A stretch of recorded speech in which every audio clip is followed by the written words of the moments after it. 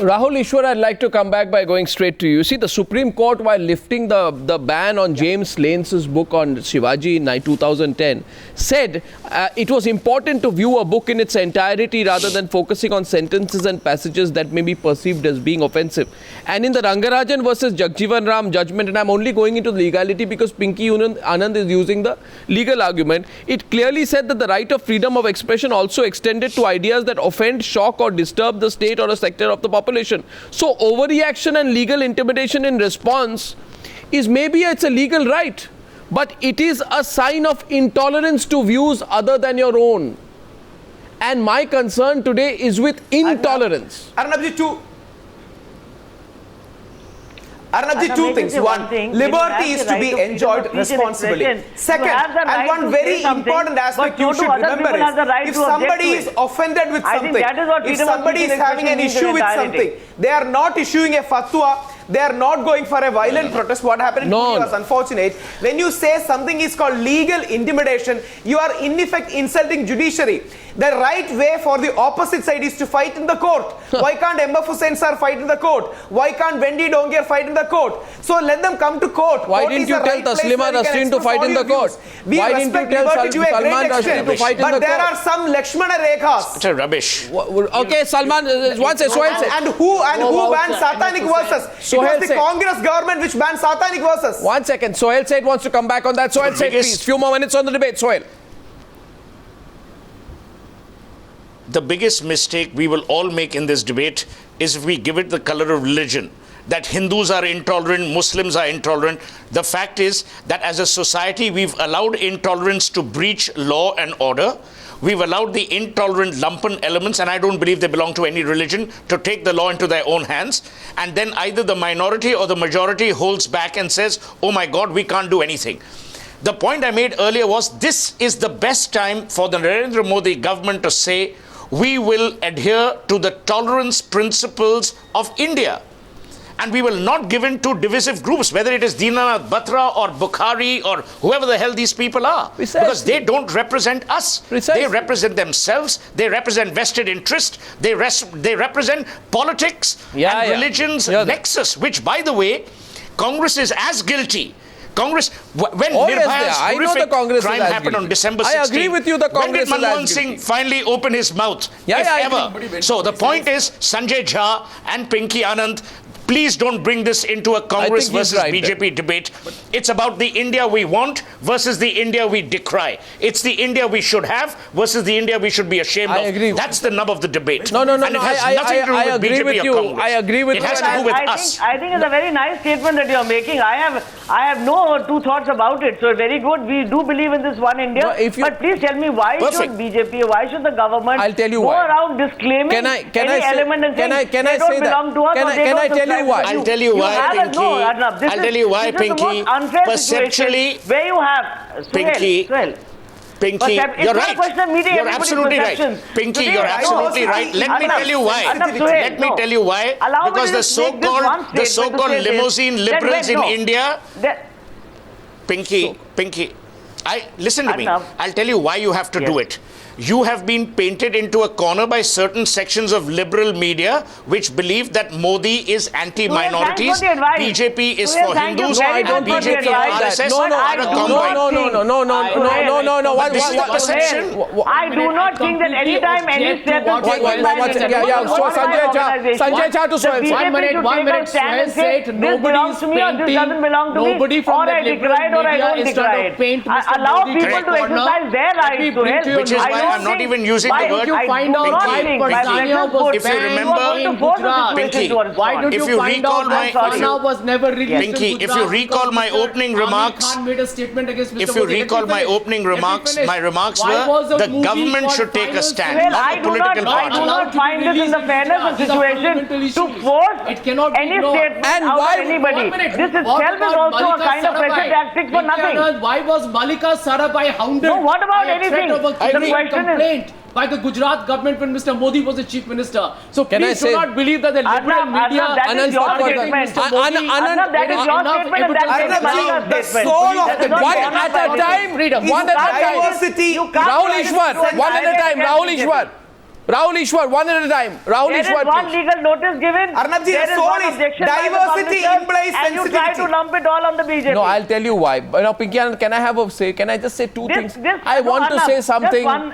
I want to say one thing to the Congress and to the BJP. There are laws in No, 1 second. I want to say... There are laws in this country which come under 19.2, which are reasonable restrictions. You know something. I know all that. I know this whole reasonable restrictions argument by heart, ma'am. I'll just tell you this. What I am saying to you is a logical and not a legal argument. The land doesn't run. No, I am presenting to you tonight with a logical and not legal argument. Law is based on logic. Law is not based in the air. Fine. So I am presenting to you... Law is not based on the air. I am presenting to you a logical argument. When you have 153A, I am presenting to you 94, when you have all these sections, Miss Anand, just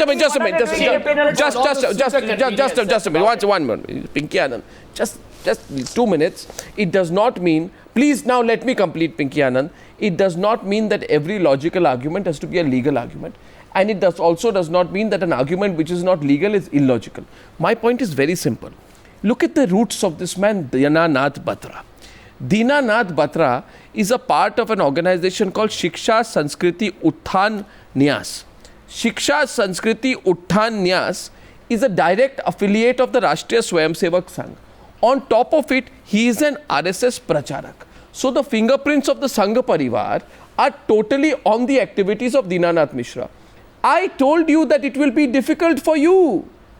But it is your responsibility to show today you will be fair to everyone, especially members of the Sangh Parivar when they do wrong things, which is in this case a case of intimidation. Otherwise, what happened? These people like Dinanath Mishra will be emboldened. Anand Patwardhan wants to add something to that. Anand Patwardhan. I don't quite think, Arnab, your program is a session on training as to what is to be done. Are you saying that either A, the RSS has no right to raise objection? Are you saying that for the last 2 years in the book was under review, because anybody else is doing? What I'm saying is, Arnab, this is taking it too far. What I'm saying is that man can do his pedagogy within the RSS. He cannot do the pedagogy nationally. Not only this book, but other books are under review. I am saying you must strengthen publishers, and you must tell publishers, don't be afraid. If your government must say to publishers, don't be afraid of publishing books critical of the RSS. I'm afraid you'll have to let the publishers decide for themselves, rather than to put it over our shoulders to say what we should tell them, what we should not tell them. Distant relatives play foul while they'll sit back and gain political dividends and maintain their very dignified silence over the violence. No, but I'll tell you one thing. No, Sanjay Jha. 2 years that the book was under review, was it as the asking of anybody? Can I say one thing? Are you going to hold the publishers also responsible for anything? No, Pinky Anand, 1 second. I'll tell you, Sanjay, at the same time, resist this whole temptation to become this, the biggest champion of free speech today. Because I'll tell you one thing, Salman Rushdie, you ask him today, he was sued for defamation by Indira Gandhi over a single sentence in Midnight's Children. Okay? They later agreed to an out-of-court settlement. And more than that, Sanjay Jha, you remember the Shiv Sena may have actually gone on a rampage in response to the James Lane book. But it was a Congress government that banned the book. I'm just so you have your hands are not clean on that. No, there's nothing to debate. I'm saying you're as bad. Anand Patwardhan. Yeah. The fear that I have is that that is where the Congress government did it. Instead of I am talking of Dinanath Batra, by the way, not Dinanath Mishra. I correct myself. Yes, go ahead. The fear that I have is that when the NDA was in power earlier, the censor board itself had RSS people in it. Yeah. The censor board actually stopped films like Final Solution from being shown. Yeah. My film War and Peace, they wanted a cut when I said that Nathuram Godse, a Hindu, killed Mahatma Gandhi. They wanted that removed. Yeah. So this is the kind of censor board that we had at that time. I hope that we are not going to have that again. Yeah.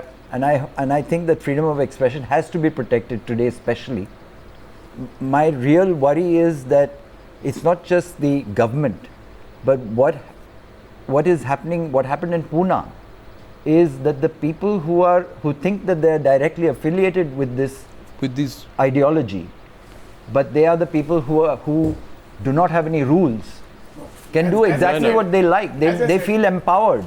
They feel empowered. No, I originally said that this Pune, what happened was an aberration, but this happened because of lethargy of the government. I must add 2 points to what Arnav said. Before I discuss anything, I will add 2 points. First, when we are talking about censorship, when we are talking about censorship, only one thing. 1 minute. What is Pinky Anand's objection? Yes, Miss Anand, what's your objection? I was just debating. I said this aberration is not the statement. It is what happened. There is very unfortunate. There is no question about it. Yes, so exactly. So don't use the word aberration. I agree with that. I'm saying this. I was making another point. The first book which was banned in India because of this, the so-called draconian law and what we are referring to, was a book called Rangila Rasool. And then the Congress party under Mahatma Gandhi was the first to support it. I must say this first. Let me say this. Who has brought this censorship to appease the section? So how intolerance comes. So first book was Rangila Rasool. So if the historical mistakes are to be set right, Rangila Rasool ban has to be lifted first. Let all of us agree. Second thing. So you are justifying violence about fear happening today. No, Rangila Rasool. Using some historical. Will you support censorship? My suggestion is, I think there's a suggestion. The suggestion is simply, sir, Mr. Punalekar, we can debate it. I feel it should be nipped in the bud. And I think all political parties can, and I'm genuinely saying, issue a separate statement, not just condemning, but warning against those who believe they will get political support of any kind for any kind of violence. And I do believe that intimidation of the kind that Dr. Megha Kumar is facing is also some kind of violence, or her publishers are facing. It is violence, whether it is not allowing a book, not allowing a film, or actually carrying out a lynch mob attack on the streets of Pune. It can be stopped. Let's see whether political parties have the courage to do that. Thank you very much for joining me on debate number 2 on the Newshour tonight.